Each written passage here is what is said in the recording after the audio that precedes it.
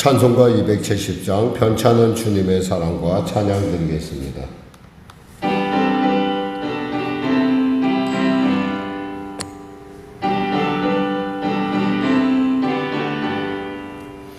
편찮은 주님의 사랑과 거룩한 보혈의 공로를 우리 다 찬양을 합시다. 주님을 만나올 때까지 예수는 우리를 깨끗게 하시는 주시니 그의 피 우리를 눈보다 더이게 하셨네.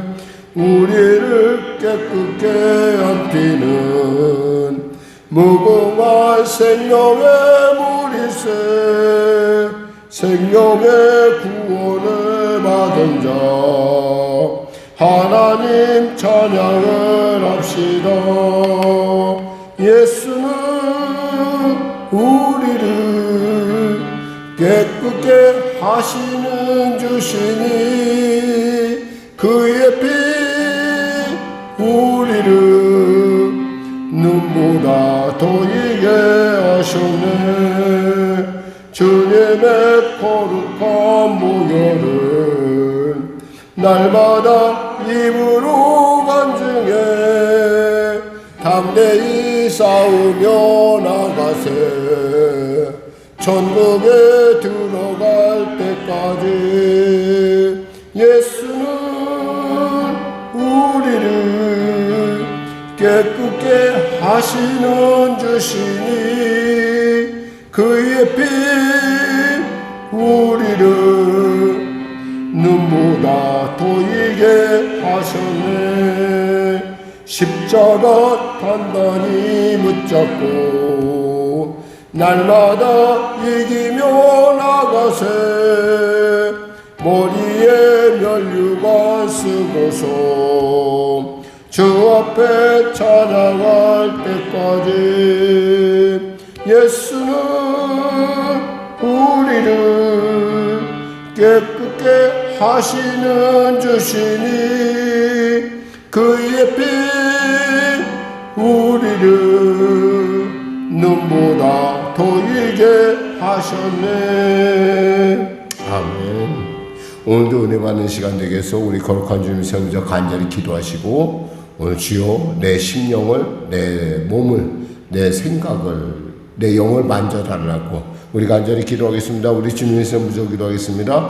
주여 주여 주여. 할렐루야. 하나님 아버지 감사합니다. 오늘도 하나님께서 귀하고 복된 이 아침 귀한 시간 위에 허락하심을 감사합니다. 사랑하는 성도들과 함께 주 앞에 나왔습니다. 하나님 이 시간에 우리를 만져주시고 우리 가운데 주님의 살아계심을 놀라운 은혜를 더하여 주시옵소서.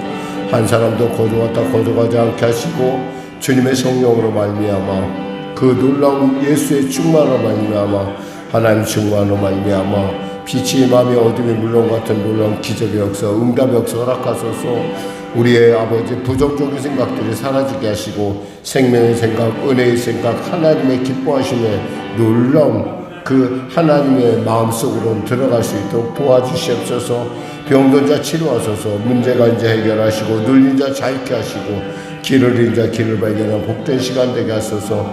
나라와 민족을 불쌍히 여기시고 복음통일 평화통 있게 하시고 대통령 배탈 위정자들이 참으로 국회의원들이 예수 믿고 구원받아 주님의 사람들로 거듭나 하나님께 합당한 아버지 합당한 정책과 지혜로 나갈 수 있도록 도와주시옵소서. 모든 국민이 합력하여 선언으로 놀라운 역사를 나타나게 하시고 이 중차대한 시대 가운데 하나님 이 민족과 아버지 열방을 향하여 하나님의 복음을 들고 나가는 민족으로 변화받는 놀라운 역사 허락하여 주시옵소서. 북한의 악한 정권 회개하고 돌아오게 하여 주시고 또 아버지 간절히 바라옵게는 한국교회 가운데 특별히 갈매동 가운데 주님의 성취가 이루어질 수 있도록 주여 도와시고 은혜 베풀어 주시옵소서. 지구촌을 소란스럽게 하는 아버지 전쟁이 속히 멈춰지게 하소서. 아버지 전쟁을 일으킨 자나 전쟁 속에 휘말려 희생당한 자들이나 정말 말할 수 없는 답답함과 공고함이 있습니다. 하나님 도와주시고 은혜 베풀어 주시옵소서. 하나님 도와주시옵소서. 성령교회를 불쌍히 여기시고 도와주시고 은혜 베풀어 주시고 아버지 귀한 아버지 하나님의 돌보심으로 아버지 하나님 교회가 이 난국을 이겨서 하나님의 살아계심을 증거하는 놀라운 표적 속에 하나님 쓰임받는 또 성도들에게 용기를 주는 그런 교회가 되게 하셔서 특별히 아버지 성도들 심령마다 아버지 임하여서 성령으로 충만케 하여서 참으로 그들의 삶 가운데 영혼이 살면같이 범사하는 것 강건한 은혜가 임하옵소서. 그들에게 정말 그 삶의 현장 가운데 하나님 은혜 베풀으시고 할 수 있다 하면 된다. 아버지 내가 너를 도우리라. 주님 붙잡고 인도하여 주시옵소서. 하나님 성령교회 가운데 주의 놀라운 아버지 시대를 일으키는 귀한 부흥의 은혜를 더하여 주시옵소서. 감사하며 예수님의 이름으로 기도드립니다. 아멘. 하나님 감사합니다. 오늘도 말씀을 전합니다. 주의 성령으로 충만케 하시고 귀를 여시고 눈을 여시고 심령을 여시사 아버지의 심장 속으로 아버지의 기뻐하심을 향하여 담대히 나아가는 귀한 성도들 되게 하여 주시옵소서. 생명의 통로가 되어 축복의 통로가 되어 왕같은 제사장의 삶을 오늘도 활짝 열어주시고 나아가게 하소서. 예수님의 이름으로 기도드립니다. 아멘. 하나님은 살아계십니다. 은혜 나누실 말씀은 마태복음 4장 말씀입니다. 마태복음 4장입니다. 우리 신약성경 4쪽입니다. 우리 같이 합독하도록 하겠습니다. 그때 예수께서 성령에 이끌려 마귀에게 시험을 받으러 광야로 가사 40일을 밤낮으로 금식하신 후에 줄이신지라. 시험하는 자가 예수께 나와서 이르되 내가 만일 하나님의 아들이거든 명하여 이 돌들로 떡덩이가 되게 하라. 예수께서 대답하여 이르시되 기록되었으되 사람이 떡으로만 살 것이 아니요 하나님의 입으로 나오는 모든 말씀으로 살 것이라 하였느니라 하시니 이에 마귀가 예수를 거룩한 성으로 데려다가 성전 꼭대기에 세우고 이르되 내가 만일 하나님의 아들이거든 뛰어내리라. 기록되었으되 그가 너를 위하여 그의 사자들 명하시리니 그들이 손으로 너를 받들어 발이 돌에 부딪히지 않게 하리로다 하였느니라. 예수께서 이르시되 또 기록되었을 주 너의 하나님을 시험하지 말라 하였느니라 하시니 마귀가 또 그를 데리고 지극히 높은 산으로 가서 천하만국과 그 영광을 보여 이르되 만일 내게 엎드려 경배하면 이 모든 것을 내게 주리라. 이에 예수께서 말씀하여 이르시되 사탄아 물러가라. 기록되었을 때 주 너의 하나님께 경배하고 다만 그를 섬기라 하였느니라.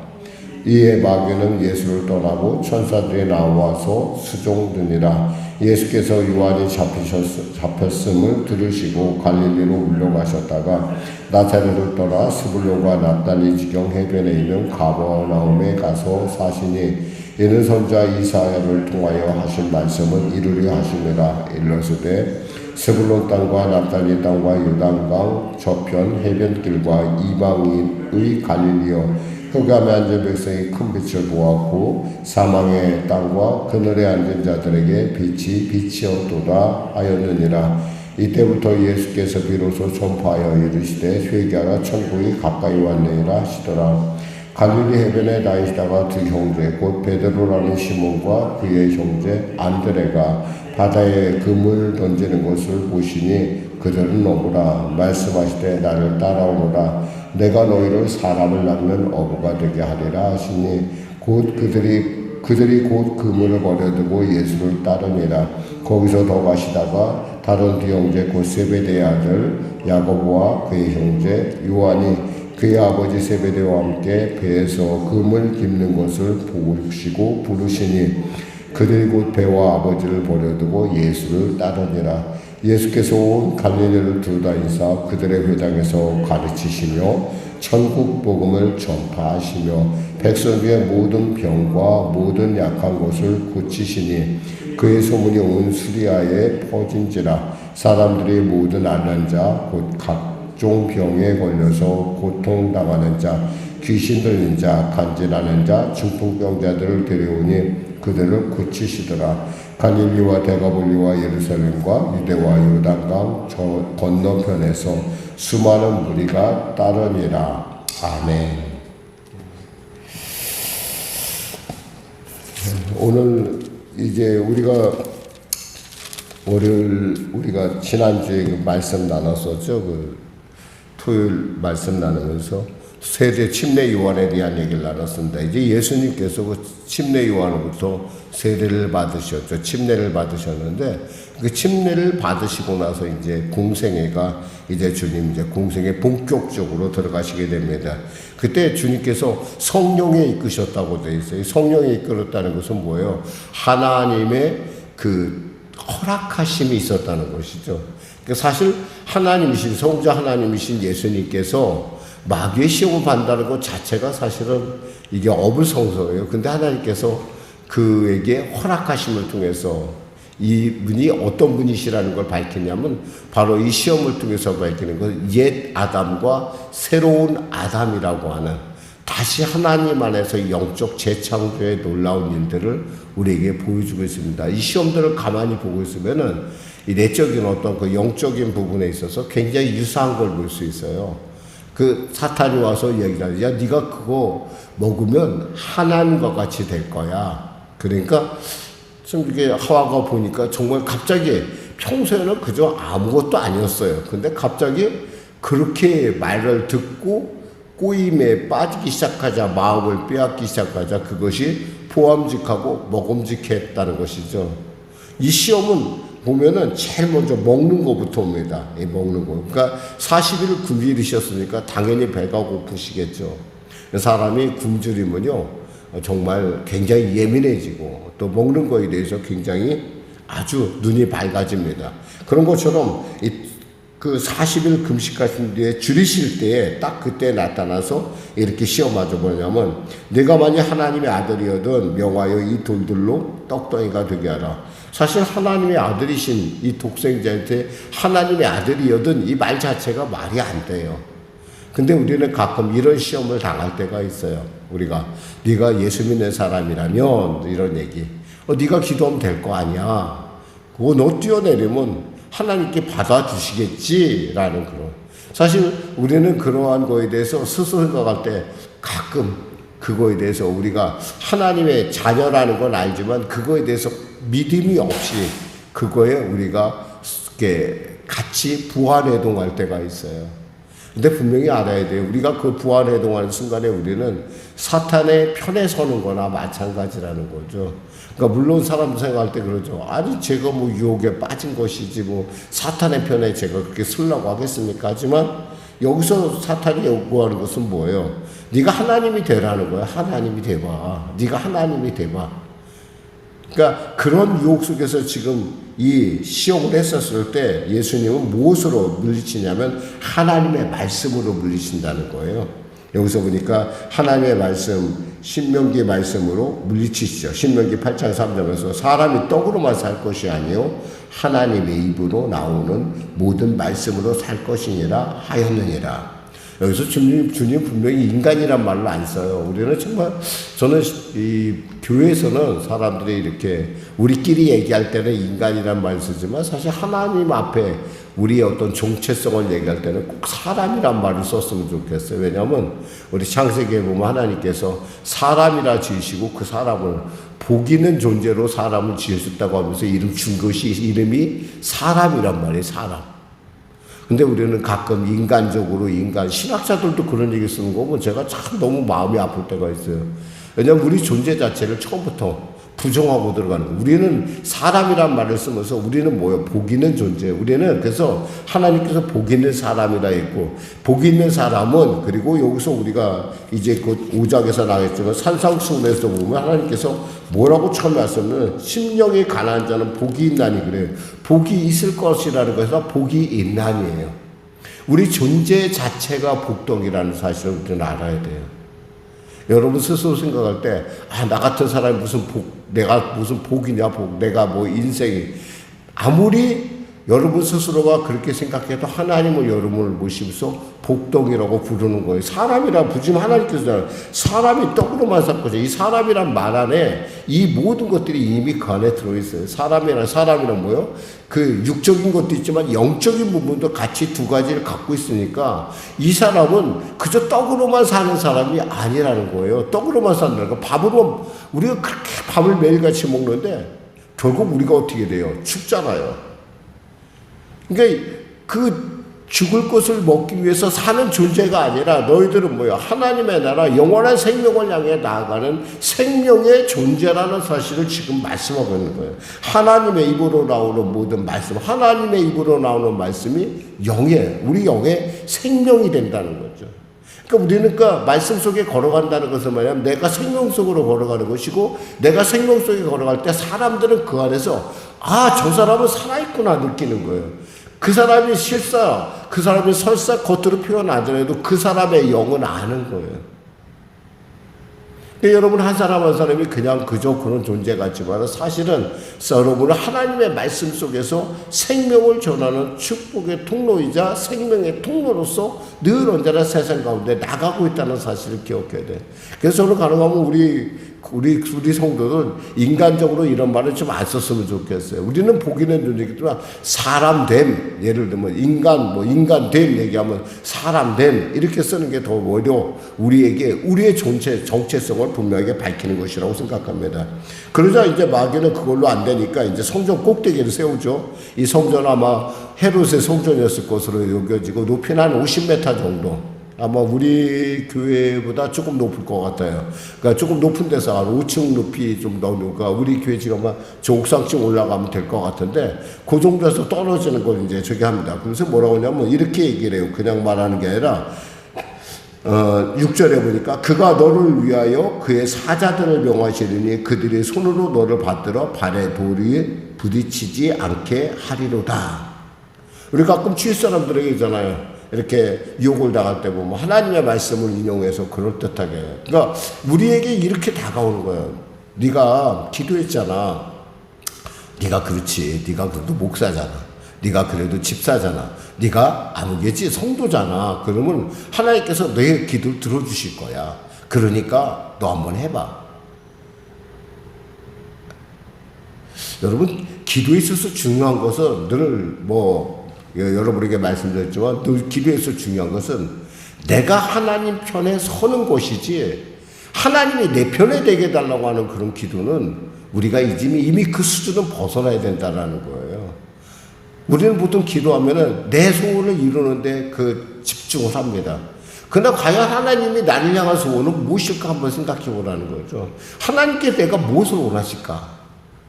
하나님께서 있잖아요. 그 나름대로 우연을 가장한 필연 속에서 우리를 이끄심이 있어요. 거기엔 반드시 영혼이 잘된 같이 범사가 잘되며 강건한 하나님의 소망이 우리 안에 나타나고 있다는 거예요. 내가 설사 정말 누구 말한 대로 정말 헤아리지 못할 슬픔 속에서 내가 간다 하더라도 그것을 우리가 객관화시킬 수 있는 것은 딱 하나예요. 하나님이 내게 이 일을 통해서 내가 하나님 편에 설 수 있는 것이 무엇일까? 하나님 편에 물론 슬프고 눈물 나고 고통스럽고 절망스러운 건 사실이에요. 그러나 거기에 우리가 있잖아요. 하나님께서 나를 복 있는 존재로 사람이란 존재로 삼을 때는 거기에만 머무르는 게 아니라 그곳을 넘어가는 또 다른 나의 모습, 또 다른 나를 통해서 보이시거나 하나님의 살아계심의 모습을 보기를 원하신다는 걸 알아야 돼요. 여기서 보면 하나님의 말씀은 틀리지 않아요. 제가 지금도 생각나는 게 이 본문을 묵상하면 생각났던 게 우리 교회를 지을 때 잠깐 생각이 나요. 사실 저는 저희 교회 자체가 거기다 성전을 지을 만큼의 그런 역량이 되는 교회가 아니었어요.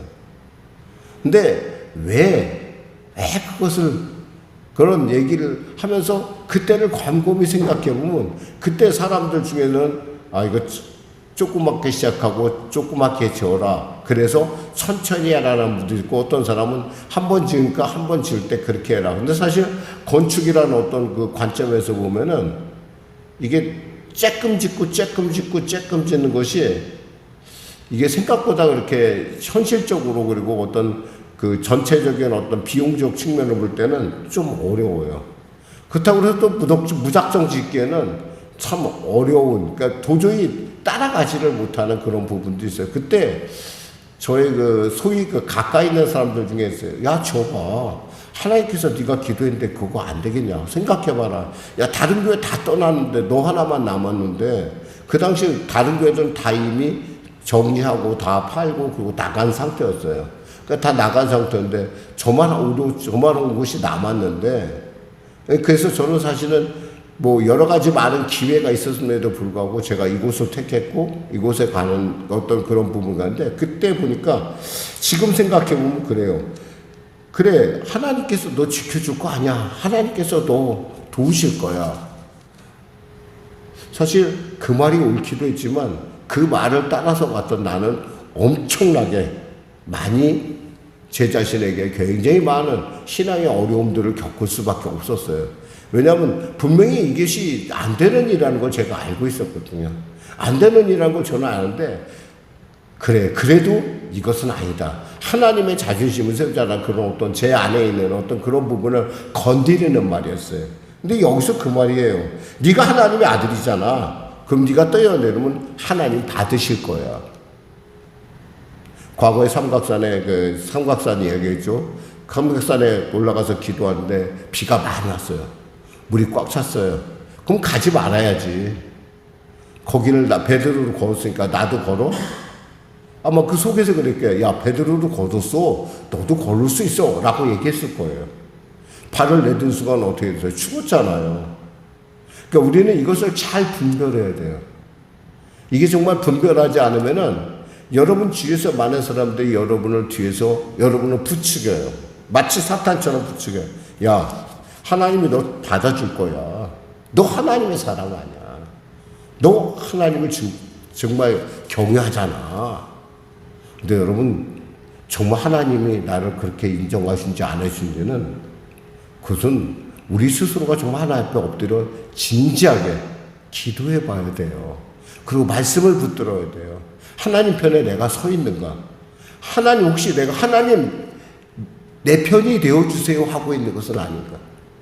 지금도 아마 이스라엘과 팔레스타인은 기도할 거예요. 아브라함의 하나님, 나의 하나님, 그럴 거예요. 아니에요. 하나님이 누구의 하나님인지 그걸 누가 어떻게 알아요? 하나님만 아시지. 근데 그들은 스스로 하나님 내 편이 되어달라고 그래요. 우리에게 승리를 달라고 그래요.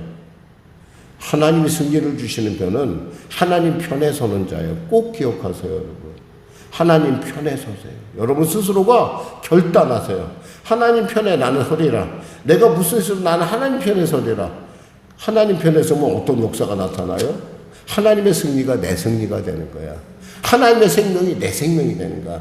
하나님의 왜? 나는 그저 하나님께서 이미 주님께서 참 보시기에 좋았다라고 하는 그 놀라운 하나님의 식탁에서 나는 초대받은 자고, 나는 그 초대권을 갖고 있는 사람이요. 그럼 내가 하나님 편에 같이 그 식탁에 앉는 그 순간 나는 그 식탁에 같이 함께 하는 거예요. 왜 우리는 자꾸 하나님 반대편에서 하나님 날 좀 도와주세요라고 얘기하냐는 거예요. 왜 하나님이 날 안 도와주시냐고. 물론 그렇게 뭐 제가 이렇게 말씀한다고 해서 그럼 목사님은 그렇게 안 합니까? 라고 하면 저도 그럴 때 있어요. 왜 저 역시도 살다 보면 늘 언제나 우리에게 언제나 이 세상은 만만치가 않아요. 어떤 것 하나 쉬운 게 없어요. 근데 그때마다 한 번쯤 머물러 보자는 거예요. 내가 과연 하나님 편에 서 있는가? 내가 하나님의 말씀 가운데 내가 서 있는가? 내가 말씀 속에 내 안에 그 생명이 내 안에서 끌어넘치고 있는가? 그것이 베데스다 연못같이 끌어넘치고 있는 거 한번 우리가 점검할 필요가 있다는 거죠. 그러면서 마지막 시험이 뭡니까? 뭐랄까?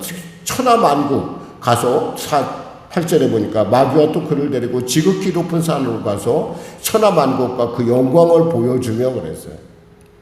야, 너 한번 굽혀봐. 그럼 내가 이거 다 줄게.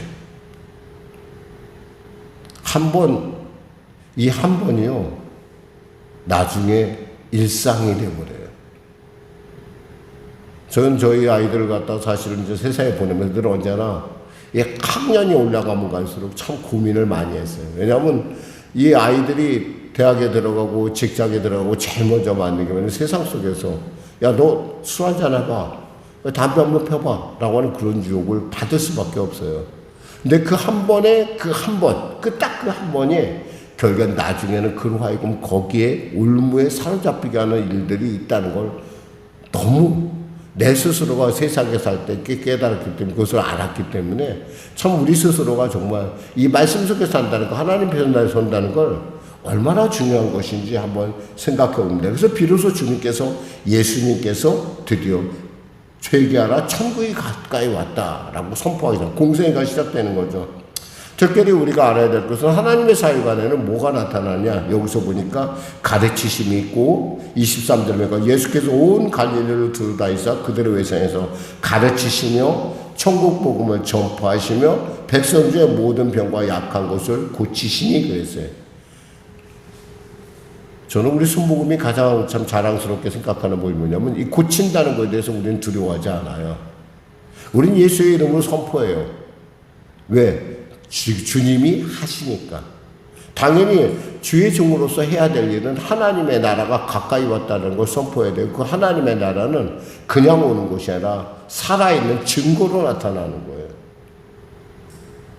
근데 사람들 잘 못해요. 자기가 한다고 생각해서요. 자기가 하는 게 아니에요. 우리는 다만 스피커일 뿐이고, 우리는 하나님 편에 섰다라는 걸 세상 사람들한테 공포하는 자예요. 오늘 여러분 예배가 끝나면 여러분 가서 또 이제 예수님의 증인으로서, 생명의 축복의 통로로서 이곳저곳 여러분은 가는 곳곳마다 생명을 전해야 됩니다. 전도하는 거 어렵게 생각하지만 여러분 삶 자체가 전도예요. 여러분 자꾸 하나님의 살아계심을 말씀 속에서 여러분 자꾸 나타내세요. 남들은 그 길을 안 간다 하더라도 나이가 하나님 편에 서는 것이 그 길이라면 그 길을 갈 줄 알아야 돼요. 그래야 예수 믿는 사람이에요. 그래야 리얼 크리스찬이고, 그래야 축복의 통로예요. 기도하겠습니다. 하나님 감사합니다. 말씀을 전했습니다. 성령의 생수가 우리 심령 가운데 흘러 넘치고 있지만 우리는 아직도 그것을 깨닫지 못합니다. 성령이 가는 곳에, 마음이 하나님의 말씀이 가는 곳에 나도 가게 하여 주시고 잘 분별할 수 있도록 은혜 더하여 주시옵소서. 아버지 하나님 반대편에 섰으면서 하나님 내 편이 되어달라고 아우성치는 그런 어리석은 자가 되지 않게 하여 주시고, 하나님의 편에 서기를 두려워하고 담대하여 기뻐하며 그 자리에서는 협잡하나 하나님과 동행하는 삶을 사는 우리가 되게 하소서. 예수님의 이름으로 기도드립니다. 아멘. 우리 말씀 생각하고 찬양하고 기도하겠습니다. 찬송가 357장입니다.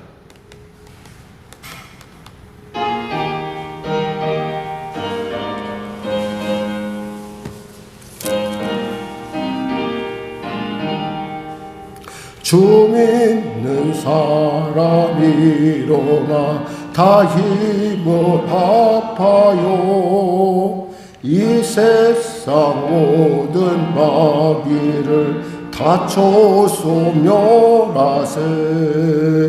저 앞에 오는 적군을 다 싸워 이겨라.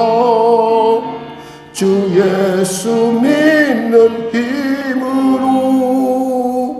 온 세상 이기네. 믿음이 이기네. 믿음이 이기네. 주 예수를 믿음이 온 세상 이기네. 끝까지 이긴 자에게 흰옷을 입히고 또 영생복을 주시니 참 기쁜 일일세. 이 어두운 세상 지나서 저 천성 가도록 주 예수 믿는 힘으로 온 세상 이기네. 믿음이 이기네. 믿음이 이기네. 주 예수를 믿음이 온 세상 이기네. 하늘에 계신 우리 아버지, 아버지의 이름을 거룩하게 하시며 아버지의 나라가 오게 하시며 아버지의 뜻이 하늘에서와 같이 땅에서도 이루어지게 하소서. 오늘 우리에게 일용할 양식을 주시고 우리가 우리에게 잘못한 사람을 용서하여 준 것 같이 우리 죄를 용서하여 주시고 우리를 시험에 빠지지 않게 하시고 악에서 구하소서. 나라와 권능과 영광이 영원히 아버지의 것입니다. 아멘. 우리